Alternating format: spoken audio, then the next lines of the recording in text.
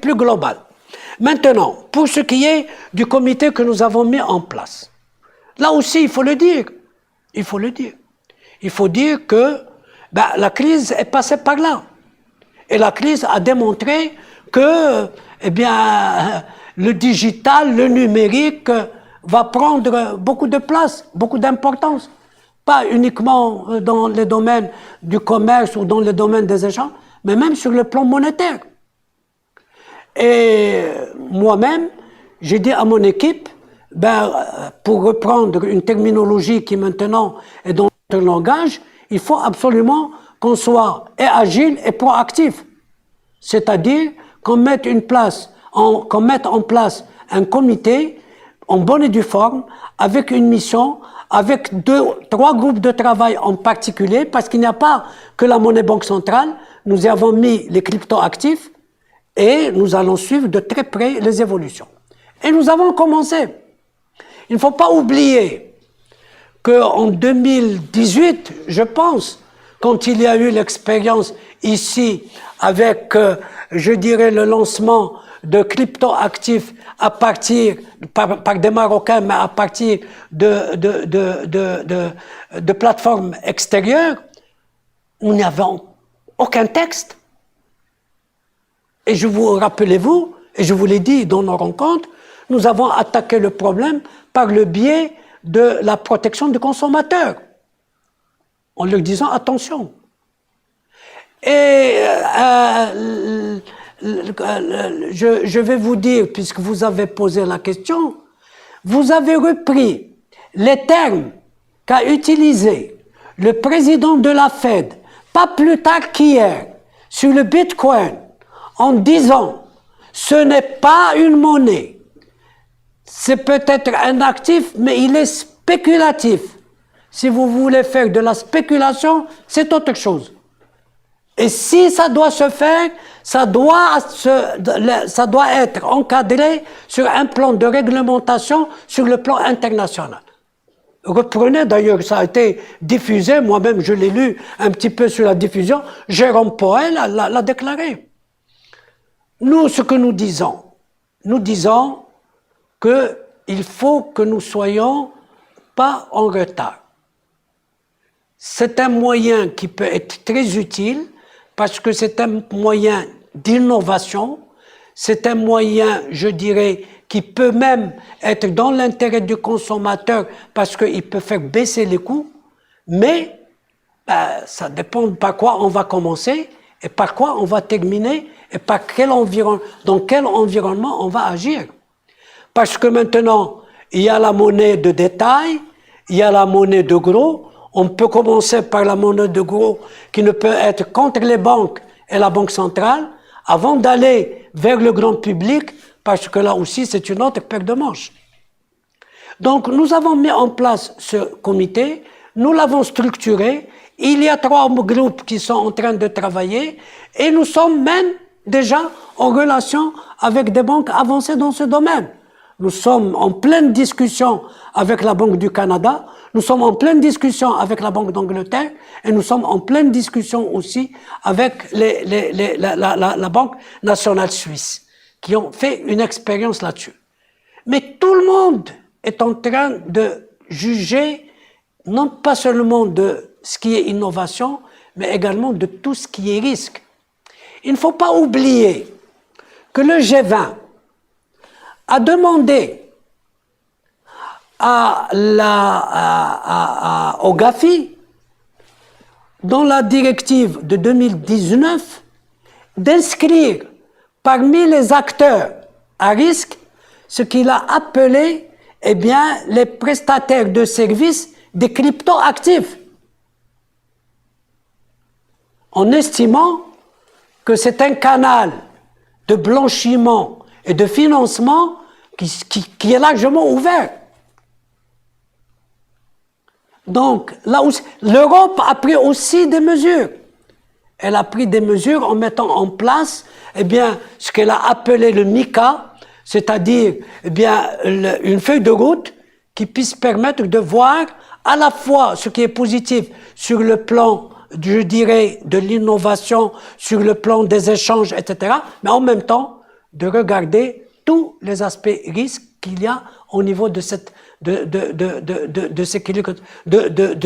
actifs.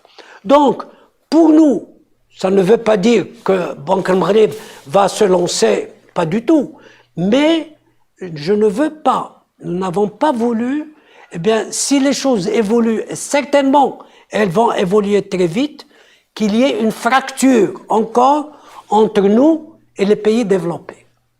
Il vaut mieux au moins que sur le plan des études, sur le plan des domaines qu'il faut analyser, approfondir et être proactif, sur le plan des échanges avec les banques centrales partenaires, bien de pouvoir constituer pour nous à la fois une vision, une documentation qui puisse nous permettre de dire, ben voilà, si je dois y aller, voilà par quoi je commence, et si je dois commencer, voilà par quoi je dois encadrer, et comment je dois encadrer. Et là aussi, il faut mener des campagnes de communication, des campagnes de sensibilisation, des campagnes de formation. Et ça, ce n'est pas facile vis-à-vis d'un public qui est attaché selon une culture de cash pour pouvoir y arriver. Alors, à contrario, je vous donnerai l'exemple à contrario. À contrario, c'est la Suède. La Suède est un pays où il n'y a pas de cash. Et la Suède s'est appuyée un petit peu sur cette culture de non-cash pour dire, ben, je peux y aller. Eh bien, les dernières réunions du Conseil de la Suède, ils sont revenus en disant, ce n'est pas possible. Il faut du cash.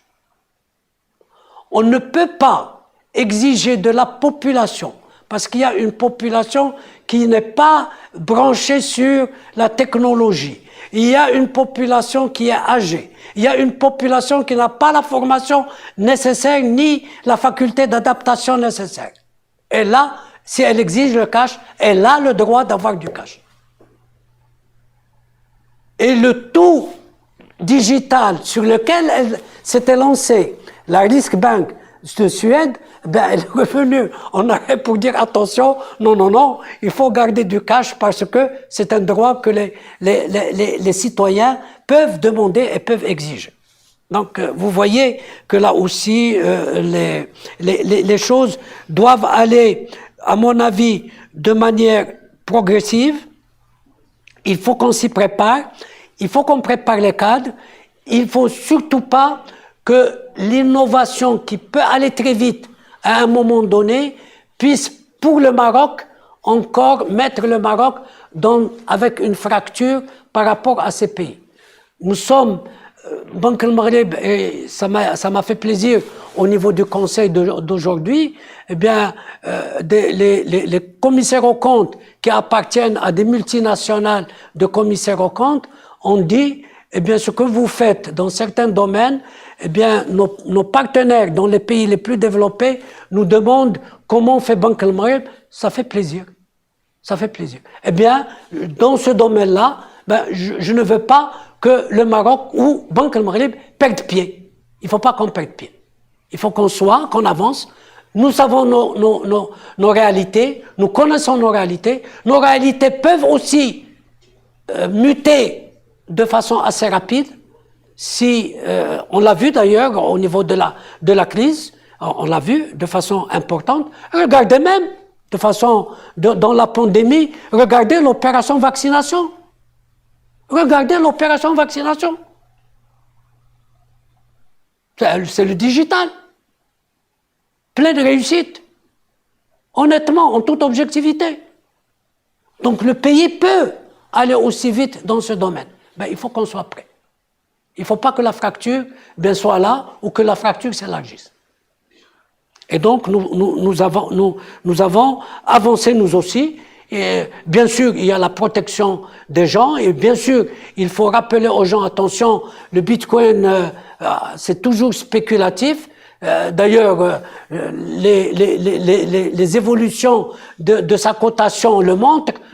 Il faut être prudent. Vous voulez jouer au poker, vous pouvez y aller, mais alors il ne faut pas donner à un actif qui est basé sur du digital ou sur du numérique, bien tout de suite, je dirais l'attrait de ce qui peut être la monnaie qui est à la fois, qui a des fonctions essentielles de souveraineté au niveau d'un pays.